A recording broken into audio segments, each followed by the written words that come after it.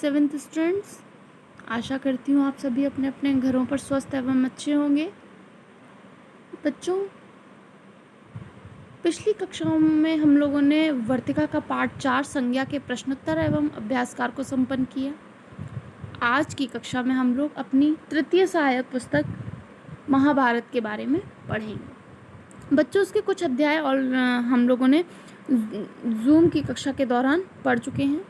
जैसे अम्बा और भीम हमारा संपन्न हो चुका है, विदुर हमारा हो चुका है, कुंती की शुरुआत करनी है पाठ 6। तो चलिए हम लोग कुंती की शुरुआत पाठ आज से करते हैं। ये यदुवंश के प्रसिद्ध राजा शूरसेन श्री कृष्ण के पितामह थे। इनके प्रथा नाम की कन्या थी। उसके रूप और गुणों की कीर्ति दूर दूर तक फैली हुई थी। शूरसेन के फुफेरे भाई कुंती भोज के कोई संतान नहीं थी। आप लोगों को ये जो नाम आ रहे हैं छोटे छोटे, इनको याद रखना है। शूरसेन ने कुंती भोज को वचन दिया था, उसकी जो पहली संतान होगी उसे कुंती भोज को गोद दे देंगे। उसी के अनुसार शूरसेन ने कुंती भोज को प्रथा गोद दे दी। कुंती भोज के यहाँ आने पर प्रथा का नाम कुंती पड़ गया। कुंती के बचपन में ऋषि दुर्वासा एक बार कुंती भोज के यहाँ पधारे। कौन पधारा था? ऋषि दुर्वासा कुंती भोज के यहाँ पधारे। कुंती ने 1 वर्ष तक बड़ी सावधानी व सहनशीलता के साथ उनकी सेवा शुश्रूषा की। उसकी सेवा टहल से दुर्वासा ऋषि प्रसन्न हुए और उसे उपदेश दिया और बोले, कुंती भोज कन्या, तुम किसी भी देवता का ध्यान करोगी तो वह अपने ही समान एक तेजस्वी पुत्र तुम्हें प्रदान करेगा। इस प्रकार सूर्य के संयोग से कुमारी कुंती ने सूर्य के समान तेजस्वी और सुंदर बालक को जन्म दिया। जन्मजात कवच और कुंडलों से शोभित वही बालक आगे चलकर शस्त्रधारियों में श्रेष्ठ कर्ण के नाम से विख्यात हुआ। यानी कि जो उसका नाम था वो क्या था? कर्ण, कुंती पुत्र कर्ण। उसके पास शस्त्र थे, उसके पास सारे, मतलब उन्होंने कहा था ना उतना ही तेज और उससे बल से जन्म लेगा, तो उसके पास ये सारी चीज़ें थीं। कर्ण नाम था। लेकिन अब कुंती को लोक निंदा का डर था। लोक निंदा का अर्थ होता है बेटा कि समाज, लोग, समाज में रहने वाले लोग की आलोचनाएं क्या होंगी।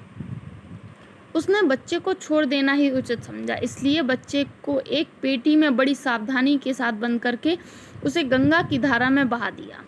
बहुत आगे जाकर अधिरथ नाम के एक सारथी की नज़र उस पर पड़ी। उसने पेटी निकाली और खोलकर देखा तो उसमें एक सुंदर बच्चा सोता हुआ मिला। अधिरथ ने संतान था। बालक को पाकर वह बड़ा प्रसन्न हुआ।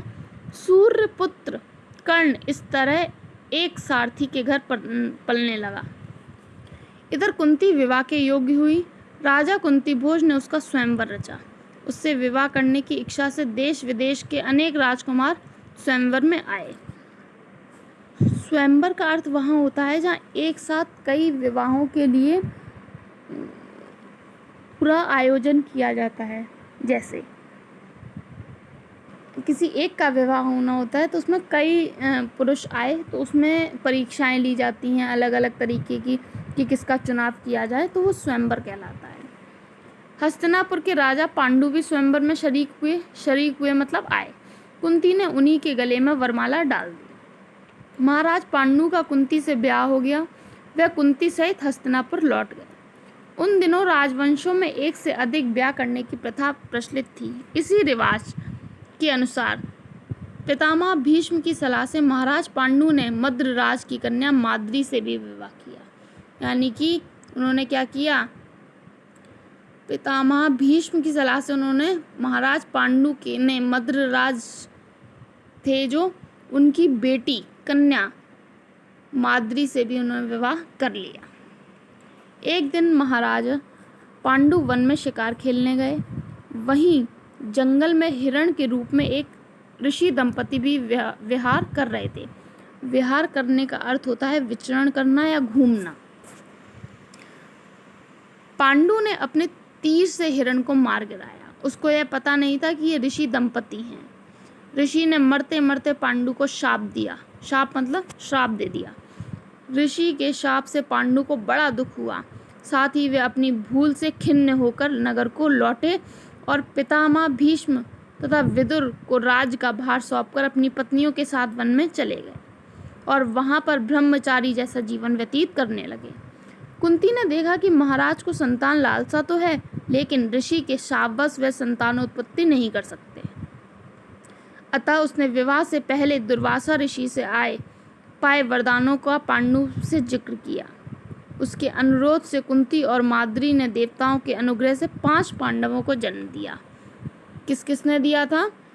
कुंती और माद्री ने देवताओं के अनुग्रह से 5 पांडवों को जन्म दिया। वन में ही 5 का जन्म हुआ और वहीं तपस्वियों के संग वे पलने लगे। अपनी दोनों स्त्रियों तथा बेटों के साथ महाराज पांडु कई बरस वन में रहे।